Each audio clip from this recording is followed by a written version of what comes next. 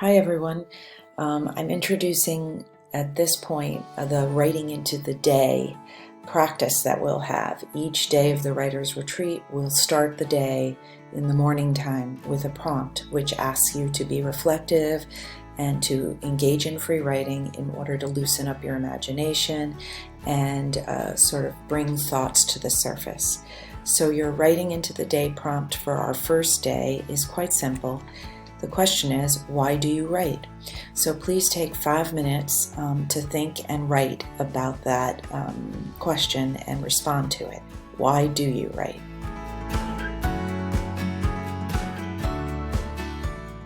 The next question for our writing into the day exercise is, what do you want to explore during this retreat?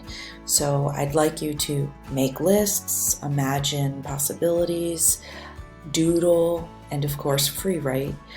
This is really like a brain dump exercise. So just dump any ideas that come to mind. Don't hold back any thought when it comes to thinking about what you want to pursue during this retreat in terms of your project. So just capture whatever comes to mind, and please take 10 minutes to engage in this exercise.